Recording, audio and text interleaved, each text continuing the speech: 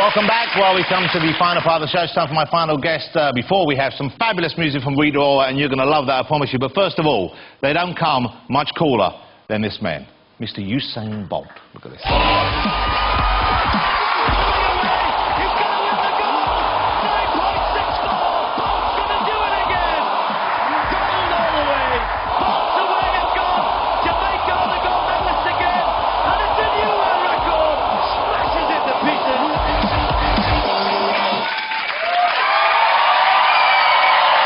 Fastest man on planet Earth, Usain Bolt!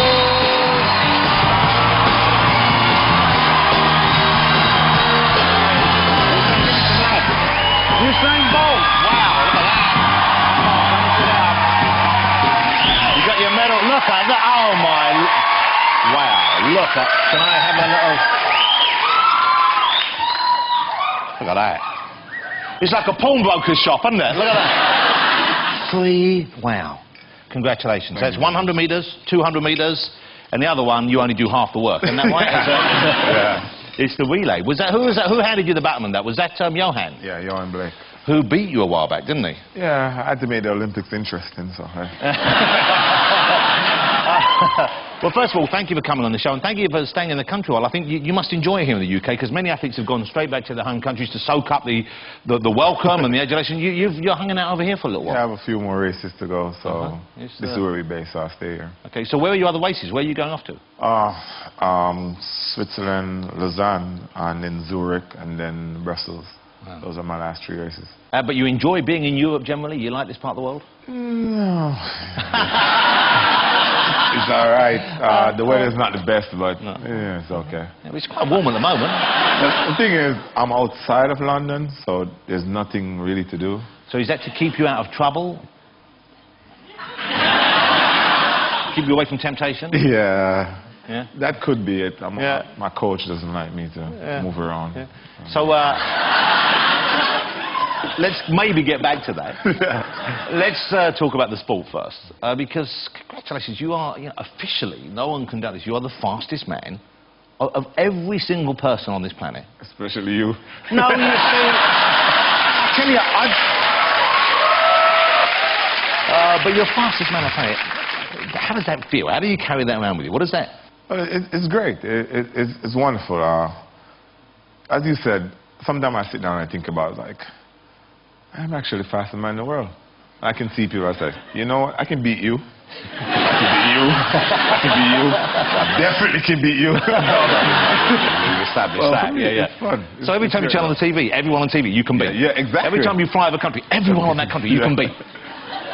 And even the country you just left, I can beat them all. And more than once, I mean, to defend the 100 and 200 metres, to hold the world record, 9.58 seconds, I believe was your first time. That's incredible. Yeah. And do you think, we've been talking to the other guys about maybe Rio, have you got 4 more years in you, do you think, you're saying? I definitely think so, yeah.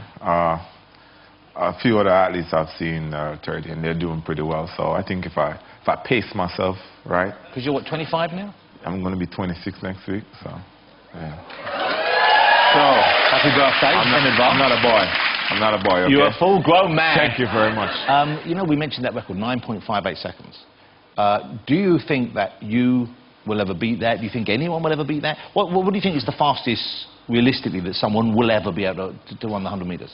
I've said 9:40 something. I'm not sure. So you think down to 9:4 or something? Yeah, I think the possibility is there. I wasn't the fittest this season.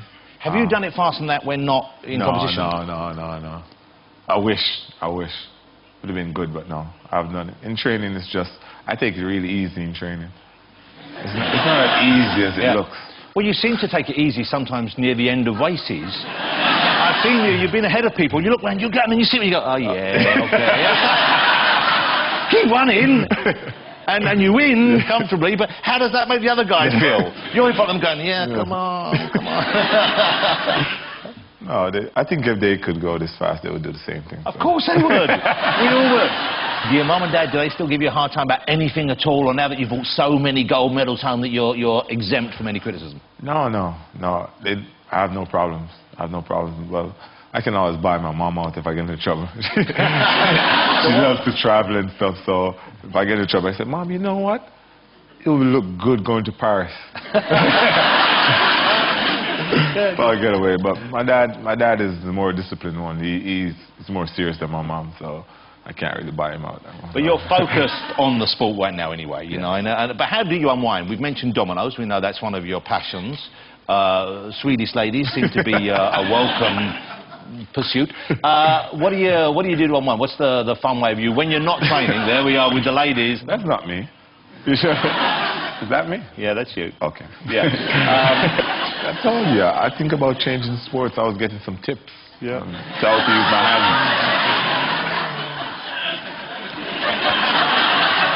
Did people try and race you? I mean, I've been joking about it, but did people, if you were out in the club drinking, I bet everyone would love the chance to just run against you. I'm serious. It's been crazy. Everybody, I think it can be. I was like, why do you think that? Seriously. But true story though, I was in London once, and Mickey Rourke, I actually raced him in the street. I'm serious. If you go on YouTube and type it in, you'll see it. It's there. We raced in the street. It was cool. I shouldn't imagine that he posed much of a challenge. No. Yeah. He cheated though. Did he? On your mark, set, and he was gone. I was like, oh, come on. And you still called him? Yes, I did. But I guess you have to be careful, because you can't just be going out doing it. If something happened to you, if you twisted an ankle, then that's a major problem. Yeah, but the way I look at it, you can't stress too much about these things. For me, I try to enjoy myself. I try to do everything that I want to do. I have a quad bike, which my coach hates. Well, they can be very risky. They're very dangerous. But it's so much fun. Gets the blood pumping, and it's wonderful. You got to have fun as well. It can't all be just running. Yeah. This is what I've said to myself many times. What about the kind of... You've kind of brought a lot of fun into the sport, I think. I mean, it used to be, when I used to watch it years ago on TV, and you see people, and before the race, you'd pan across the faces, and they'd just be, yeah, exactly, staring down the line. And now you come to you, and you're going... all that stuff, whatever. I don't know which one you do. Exactly, that's the nice one. And you have the dances, you have various victory dances as well. We're gonna do one before we leave. You want to try one? I'm gonna teach you. I'm gonna teach you how to do it. Let's have the You ready? Okay. What is this then? I don't want to pull anything because I've got a big weekend planned. Yeah? Really? Okay, what are we gonna do? It's called a sweep. It's very easy. Okay. You know that move? No, I don't know that one. You don't know that one? No.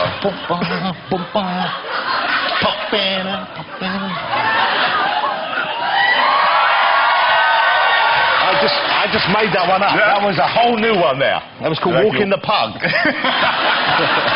I know what I'm doing, you say. So show me what you got. It's called a sweep.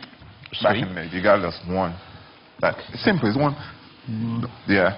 Put the hand movements in it. Oh, this is getting complicated for me now. Hold it. So right hand with right leg? Yeah. Yeah. Yeah.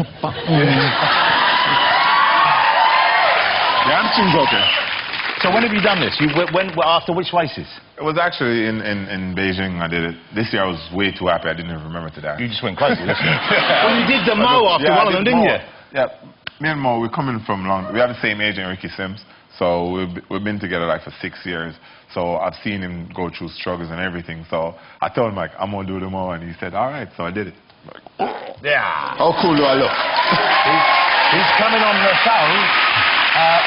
I've got Mo on the show in 2 weeks' time. So he's thinking on that. Okay, let's do the sweep. Okay. That's a pretty good start.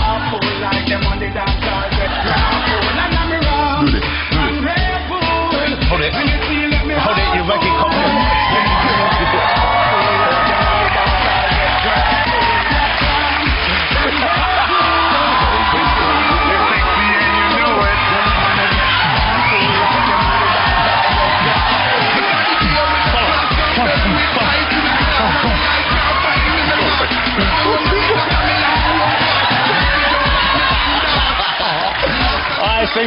I think we've just upset a lot of people there.